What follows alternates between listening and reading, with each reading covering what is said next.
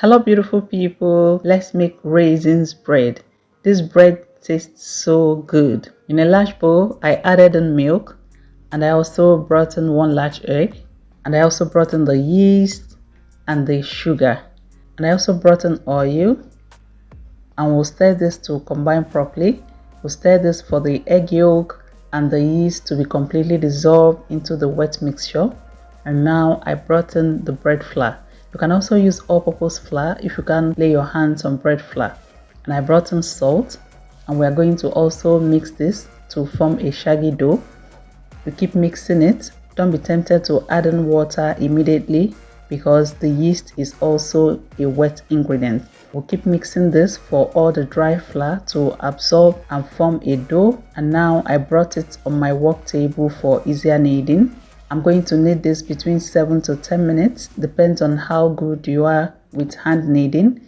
If you have a stand mixer, you can also use your stand mixer for this, but I prefer kneading with my hands. It's very therapeutic for me. Another kneading method I use is to be heating the dough on the table. That also works. We need it to get it to a place like this where it's very soft and fluffy, and I'm going to turn this into a ball shape. Now in another bowl, I added in cooking oil and I brought in the dough.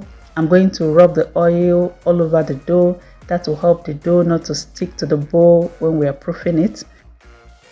And I'll cover this. I will allow it to rest and rise for up to 1 hour.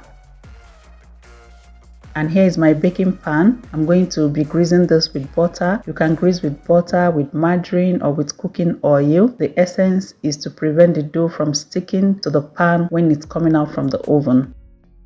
And back to our dough. This has risen so well. I'll spread out a little flour on my work surface and bring in the dough. And I'll also spread out a little flour on top of the dough. This will help the dough not to stick to my hands. And I'm going to spread this out. Now I have some raisins which I have soaked before now, and I'm going to also bring them in and fold the dough. Just observe what I'm doing carefully. Bread making is a skill I think everyone should be aware of. We're going to fold the dough together, incorporate the raisins into the dough, and we'll also turn it to a ball shape again. You know raisins are sweet, that's why I didn't add much sugar to this bread recipe. And we're going to cut this into 3 places. Homemade bread making is quite simple. You can also do this. Practice, they say, makes perfect. If you keep practicing and follow simple instructions in this video, you'll become an expert in bread making soon. I'll roll out each of the cut out dough into a long strip.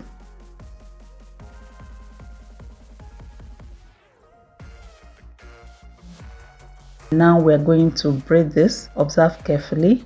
I'm going to bring them together and join them into each other.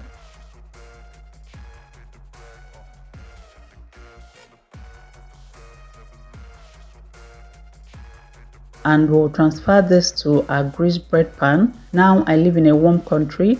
If you live in the cold regions, you have to send this to a warm place to proof for up to 1 hour or until it doubles in size. Even if you live in the warm regions, during rainy seasons or cloudy days, this might take up to 1 hour before yours will double in size. Mine has risen so well. Gently, I'll remove the plastic wrap so that it doesn't burst the bubbles in the dough. And here I have the egg wash. This will give it a shiny color when it's coming out from the oven. And I'm going to spread this evenly across the dough. If you don't like egg, you can also use milk to achieve the same results. I will be sending this to a preheated oven and will be baking at 160 degrees Celsius between 30 to 35 minutes. Please check how long you need to preheat your oven before bringing in the dough. Here comes our bread. Very fresh and tastes so good. Now I'm going to take this out of the pan before it starts sweating, and I'll allow this to cool completely on the wire rack. Note that the bread, when it comes out from the oven, is still cooking on the inside, and if you cut into it immediately, it's going to deflate the bread, except you're eating all at once. It's always a tempting time to wait for the bread to cool. I hope you learned a thing or more from this video. Remember, at Glory Homemaker, we give you value for your time. Thank you for watching and see you in my next video.